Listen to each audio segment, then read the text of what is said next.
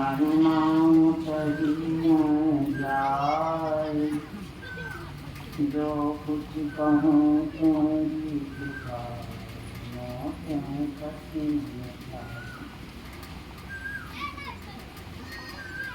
पूज्य बाबा श्री चरण साधन आदरणीय सज्जनों तथा आदरणीय माताओं एवं बहनों,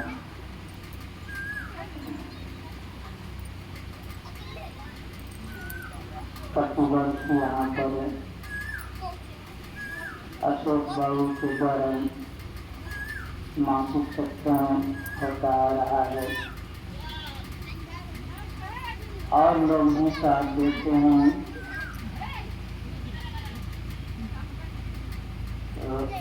वह सत्संग गांव में समाज में होना बहुत जरूरी है, क्योंकि इससे बढ़कर दूसरा कोई पवित्र काम नहीं है। भगवान श्री कृष्ण का यह सबसे बड़ा यज्ञ है, धरती पर सबसे बड़ा यज्ञ सत्संग है। गीता में है श्याम व्रत यज्ञ ज्ञान यज्ञ परम तप। हे अर्जुन, सभी द्रव्यमय यज्ञों में ज्ञान यज्ञ श्रेष्ठ है। ज्ञान यज्ञ का भगवान कृष्ण, उसी को हम लोग सत्संग यज्ञ भी कहते हैं। एक ही बात है। तो भगवान कहते हैं कि संसार में सबसे बढ़कर यह यज्ञ है। इतना बड़ा यज्ञ इस गांव में प्रतिवर्ष होता है, कितनी सौभाग्य की बात है। आज तरह तरह के यज्ञ संसार में होते हैं। भगवान कहते हैं ज्ञान यज्ञ सबसे बढ़ता है, और भगवान शिव जी कहते हैं कि इससे बढ़कर कोई लाभ नहीं। गिरिजा संत समागम समन लाभ कछुआन। हे गिरिजो, संतों के समागम के समान संसार में कोई लाभ नहीं। हम सबसे बड़ा लाभ वाला काम है सत्संग करना। भगवान कृष्ण और भगवान शिव एक ही बात कहते हैं। अताभूषण जी से जी गरुड़ जी ने पूछा था कि संसार में सबसे बड़ा सुख क्या है, तो उन्होंने कहा कि शांत मिलन सम सुख कछुआ, संत समागम को समान सुख नहीं। तो अब समझिए कि संत भगवान को सब कह रहे हैं कि सत्संग से बढ़कर कुछ नहीं।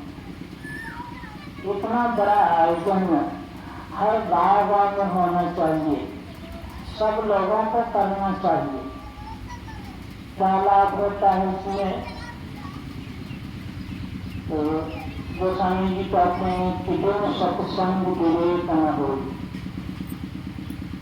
सत्संग से विवेक होता है, ज्ञान लाभ होता है, ज्ञान मिलता है। कौन सा ज्ञान?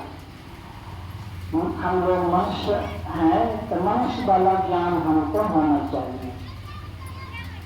जिस तरह से मनुष्य शरीर सबसे श्रेष्ठ शरीर है, नर्तन सम्मन करने देवी जीव चराचर जांचक देवी। मनुष्य शरीर के समान संसार में कोई शरीर नहीं। जीव चराचर को कौन कहे? देवता लोग जिसको चाहते हैं, लेकिन उनको नहीं मिलता है, ऐसा वह शरीर है। तो इतना उत्तम शरीर पा करके हम लोगों को ज्ञान होना चाहिए कि हम मनुष्य को क्या करना चाहिए, क्या नहीं करना चाहिए। यह ज्ञान सबको होना चाहिए कि नहीं? तो यही ज्ञान सत्संग होता है। और आपको यह भी याद रखना चाहिए कि यह सत्संग कौन सत्संग है? संत मत का सत्संग है। संत मत का, इसमें बैनर भी लगा हुआ है, बहुत संतों का उसमें चित्र है। तो संत मत का सत्संग किसको कहते हैं? संतों के मत के, संतों के विचार के आधार पर होने वाला सत्संग। और संत किनको कहते हैं यह भी जानना चाहिए। नहीं जानेंगे तो समझेंगे कि यही हम लोग वेशभूषा में है संत के, तो सुन संत की बड़ी ऊंची परिभाषा है। जिन्होंने शांति को प्राप्त कर लिया है वो संत कहलाते हैं। या कहिए कि जिनके जीवन में अब दुख नाम की चीज है वो संत होते हैं। या जिन्होंने परमात्मा को प्राप्त कर लिया है, जिन्होंने भक्ति पूरी कर ली वो संत होते हैं। ये सब बड़ी बड़ी बातें उनके लिए कही गई।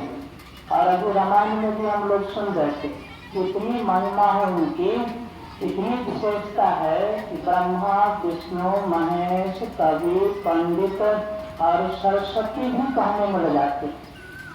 अब इसको समझ सकते हैं कि ब्रह्मा विष्णु महेश के पद से भी जो ऊंचा पद है वह संत पद है या शांति पद है, परमात्मा पद है। ये तीनों बातों की है, परमात्मा पद, शांति पद, संत पद। तो बहुत ऊंचे दर्जे में संत होते हैं। कहीं एक दो का नाम बोलिए तो अभी तो हम लोग बहुतों का नाम लेकर के आप लोगों ने स्तुति की होगी।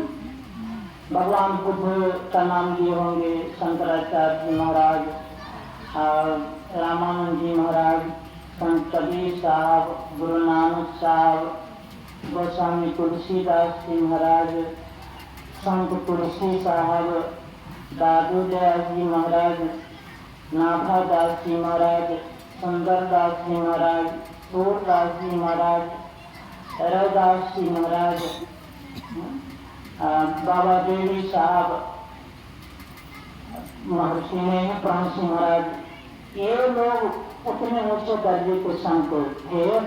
जैसा कि वर्णन में आता है कि शांति प्राप्त किए हुए महापुरुष, परमात्मा को प्राप्त किए हुए महापुरुष वो लोग थे। वो लोग अभी हमारे बीच में नहीं है, शरीर से नहीं है, लेकिन उनका ज्ञान हम लोगों के बीच में है, उनका ज्ञान हम लोगों के बीच में है। तो उन्हीं ज्ञानों के हम लोग ये आयोजन करते हैं गांव गांव में, ये आयोजन करके और उन्हीं संतों के ज्ञान को आपस में विचारते हैं, कहते सुनते हैं कि उन संतों ने हम लोगों के वास्ते क्या कहा है, हमारे कल्याण के वास्ते, उद्धार के वास्ते उन महापुरुषों ने क्या कहा है। वही विचार करने के लिए हम लोग एक जगह जमा होते हैं। तो आपस में बैठ कर विचार करते हैं और साथ ही साथ गांव समाज के लोगों को भी आदर से बुलाते हैं। गांव में जितने लोग हैं सब लोग आकर के बैठ करके सुनिए कि यहाँ से जो बातें होती हैं या संतों ने जो बातें कही हैं वो बातें आप सबके लिए है कि नहीं। अगर आप सबके लिए हो तो जरूर मानना चाहिए, नहीं हो तो नहीं मानना चाहिए। कोई दबाव नहीं कि आपको मानना ही पड़ेगा, या सत्संग में जाएंगे बाबा लोग जो कहते हैं वो मानना ही पड़ेगा, सो कोई आग्रह नहीं, बस केवल सुनने के लिए आइए। मानना न मानना आपकी इच्छा पर है। तो आप जब स्नाएंगे, अभी तो सत्संग शुरू हुआ है और रात में भी होगा, कल सुबह होगा, तीनों वक्त के सत्संग आएंगे तो आपको पता चल जाएगा कि यहाँ से जो भी बातें संतों ने जो कही है और संतों की बातें जो ये महात्मा लोग सुना रहे हैं बिल्कुल हम सबके लिए बिल्कुल ठीक है और जरूरी है। ये बात समझ में आ जाएगी तब तो आप इसको अपनाए बिना रहेंगे नहीं, अपनाए बिना रहेंगे नहीं आप सुन पाते हैं, यहाँ नहीं आ पाते हैं, नहीं सुन पाते हैं, नहीं समझ पाते हैं, इसीलिए आप इसकी आवश्यकता नहीं समझते हैं। जब समझ जाएंगे तो इसको किए बिना या इस ज्ञान को अपनाए बिना, सत्संग किए बिना आपको रहा नहीं जाएगा। जैसे ये सत्संगी लोग दूर दूर से थे, सब इस ज्ञान को समझ लिए तो इतना दूर दूर से आ गए और गांव के लोग बगल में नहीं आ पाए, कारण को इसकी आवश्यकता को नहीं समझ पाए।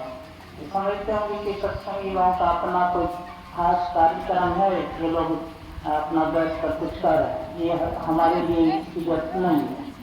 लेकिन आप यहाँ आकर के कुछ देखिए, थोड़ा देर के लिए आप आकर के बैठिए, सुनिए, तो देखिए आपको पता चल जाए कि नहीं ये सबके लिए चीज जरूरी आवश्यक बात है। तो इस बात को समझिए, बिना कल्याण नहीं।